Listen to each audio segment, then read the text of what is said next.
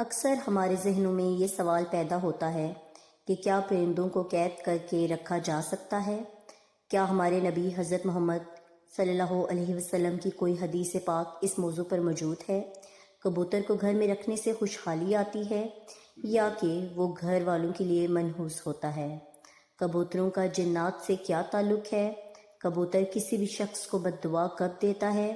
ناظرین گرامی، سب سے پہلے تو اس بات کو ذہن نشین کر لیں کہ گھروں میں جانور اور پرندے پالنا جائز ہے، بشرط یہ کہ ان کی خوراک اور نگہداشت کا بھرپور انتظام کیا جائے، ان کو تنگ نہ کیا جائے اور بیماری کی صورت میں ان کا علاج معالجہ کروایا جائے۔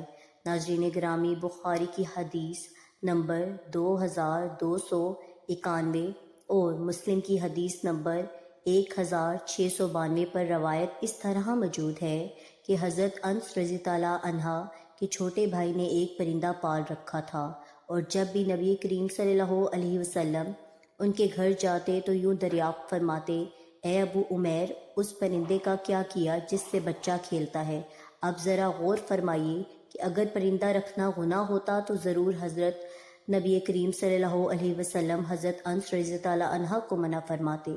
بے شک پرندے گھر میں رکھے جا سکتے ہیں، لیکن یہ یاد رکھیے کہ اگر آپ نے کسی پرندے یا جانور کو گھر میں رکھا اور اس کا خیال نہ رکھا تو پھر ضرور آپ گناہ کے مرتکب ہوں گے، جیسا کہ نبی و آخر الزماں سرور کائنات حضرت محمد صلی اللہ علیہ وسلم نے فرمایا: ایک عورت صرف اس وجہ سے جہنم میں جائے گی کہ اس نے ایک بلی کو اس حال میں باندھے رکھا کہ نہ وہ اس کو کچھ کھانے کو دیا اور نہ ہی پانی پلایا اور نہ اس کو کھلا چھوڑا کہ وہ خود کچھ کھا پی لے، اور بلی اسی بدحالی میں مر گئی۔ اسی طرح کبوتر کو بھی گھر میں پالنے سے منع نہیں کیا گیا، لیکن پرندوں کو ستانا ایک بہت بڑا گناہ ہے، جیسا کہ ابو داؤد شریف میں حضرت عبداللہ بن مسعود رضی اللہ عنہ کی روایت ہے۔ ایک حدیث میں کبوتر کا ذکر ہے: ایک کبوتر حضور پاک کے پاس آیا اور اپنی زبان میں کچھ کہنے لگا۔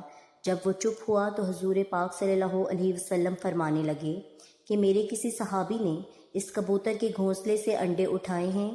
پاس ہی ایک صحابی نے اقرار کیا تو حضور اکرم صلی اللہ علیہ وسلم نے انہیں حکم دیا کہ فوراً اس کے انڈے واپس رکھ آئیں۔ ناظرین گرامی، پرندوں کو ستانے میں کوئی خیر نہیں ہے، بلکہ الٹا پرندے اپنے ستانے والے کے لیے بد دعا کرتے ہیں۔ چنانچہ کبوتر بھی ان پرندوں میں شامل ہے جو کہ انبیاء علیہ السلام کا پسندیدہ رہا ہے، اس لیے اگر کبوتر کو ستایا جائے گا تو کبوتر بھی بد دعا دے سکتا ہے، لہٰذا کبوتر کو ستانے سے اجتناب کرنا چاہیے۔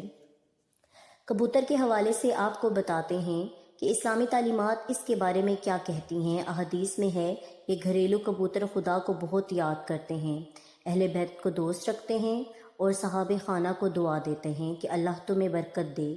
کسی شخص نے رسول اللہ صلی اللہ علیہ وسلم سے تنخواہی کی شکایت کی تو آپ صلی اللہ علیہ وسلم نے فرمایا کہ ایک جوڑا کبوتر کا پال لے۔ حضور اکرم نے اس کو اجازت دی کہ کبوتر وہ پال سکتا ہے۔ حضرت جعفر فرماتے ہیں کہ کبوتر پیغمبروں کے پرندوں میں سے ہے، کبوتر گھر میں رکھو۔ چنانچہ حضرت نوح علیہ السلام نے اس کو پسند کیا ہے اور دعا دی ہے کہ کسی پرندے پر اتنا پیار نہیں آتا جتنا کبوتر پر آتا ہے۔ آپ نے فرمایا جس گھر میں کبوتر ہو اس گھر میں رہنے والے جنوں کی آفتوں سے محفوظ رہیں گے، کیونکہ جنوں کے بچے گھروں میں کھیلتے پھرتے ہیں، جس گھر میں کبوتر ہوتے ہیں وہ ان سے مشغول رہتے ہیں اور آدمی کی طرف متوجہ نہیں ہوتے۔ یہ کبوتر ہی وہ خوش قسمت پرندہ تھا کہ جسے حضرت نوح علیہ السلام نے جب طوفان تھما تو کشتی سے اڑایا کہ دیکھ کر آئے کہ کہاں پر خشک زمین ہے۔ روایات بتاتی ہیں کہ کبوتر کے پر جھڑنے میں بھی خیر ہے، کیونکہ یہ تب جھڑتے ہیں جب شیطان بھاگتے ہیں۔ کبوتر بڑا ذہین پرندہ ہے جو اشخاص کو ان کی تصویر میں بھی پہچان لیتا ہے۔ سائنسدانوں کا خیال ہے کہ کبوتر آئینے میں اپنی تصویر دیکھ کر خود کو پہچان سکتا ہے، یعنی یہ چہرے کی پہچان کی حد تک خود شناس پرندہ ہے۔ یہ خصوصیت جو کہ دوسرے پرندوں میں نہیں پائی جاتی، اس لیے اس کی اپنی جداگانہ حیثیت ہے جو کسی بھی دوسرے پرندے سے اسے اس خصوصیت میں ممتاز کرتی ہے۔ اس کے علاوہ کبوتر میں حروف کو شناخت کرنے کی صلاحیت بھی پائی جاتی ہے۔ ایک تجربے کے ذریعے سائنسدانوں نے یہ ثابت کیا ہے کہ کبوتر پورے انگریزی حروف تہجی کو شناخت کرتا ہے۔ جو اس کے ذہنی صلاحیت کی آئینہ دار ہوتی ہے۔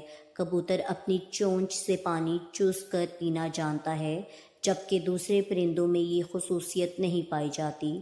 کبوتر ہزاروں میل دور سے اپنے گھر کا پتہ ڈھونڈ لیتے ہیں۔ یہ کیسے ممکن ہے؟ اس کے متعلق کئی نظریات پیش کیے گئے ہیں، جس میں ایک نظریہ مقناطیسی حیثیت کا نظریہ ہے، جس کی وجہ یہ ہے کہ یہ جاندار سورج کو رہنما بنا کر مشرق و مغرب کی سمتوں کا تعین کرتا ہے۔ بے شک کبوتر کا گھر میں پالنا باعث برکت ہے، کیونکہ نبی کریم صلی اللہ علیہ وسلم نے بھی کبوتر کو پسند فرمایا، لیکن یہ بات یاد رہے کہ کبوتر بازی سے منع کیا گیا۔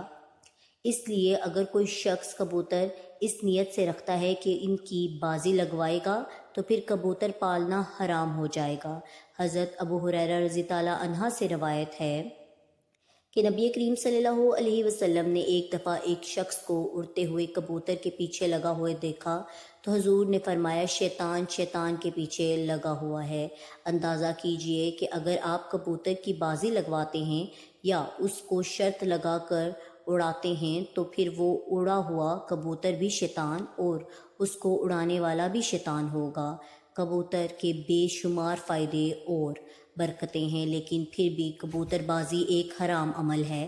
کبوتر بازی، جانوروں کی لڑائی، یہ ایسے مشغلے ہیں جس میں پڑھ کر انسان اپنے دیگر فرائض اور اسلامی عقائد کو بھول جاتا ہے، جس وجہ سے اس کو شیطانی عمل کہا گیا ہے۔ اسی طرح جانوروں کو آپس میں لڑائی کروانے سے بھی سختی سے منع کیا گیا ہے، کیونکہ اس سے جانوروں کو تکلیف پہنچتی ہے اور جانور کو تکلیف دینا حرام ہے۔ رسول اللہ صلی اللہ علیہ وسلم نے فرمایا، جانور کو اذیٰ تکلیف دینا درست نہیں، جیسا کہ مسند ابی یعلی 651 اور مسند بازار 2063 میں ہے کہ رسول صلی اللہ علیہ وسلم ایک اونٹ کے پاس سے گزرے جس کے چہرے پر داغ لگایا ہوا تھا، تو آپ نے فرمایا، جاؤ اونٹ کے مالک سے کہو کہ اس کے چہرے سے آگ کو دور رکھے۔ الحدیث۔ انس رضی اللہ عنہ سے حدیث ہے کہ رسول صلی اللہ علیہ وسلم نے ایک گدھا دیکھا جس کے چہرے کو داغ آ گیا تھا۔ آپ نے فرمایا، اللہ کی لعنت برسے اس آدمی پر جس نے یہ داغ دیا۔ ناظرین گرامی، جانور اور پرندے گھر میں رکھیے، لیکن اس بات کا خیال رکھا جائے کہ انہیں کسی قسم کی کوئی تکلیف نہ پہنچائی جائے۔ امید کرتی ہوں آج کی ویڈیو آپ کو اچھی لگی ہوگی۔ ویڈیو اچھی لگے تو چینل کو لائک، شیئر اور سبسکرائب لازمی کریے گا۔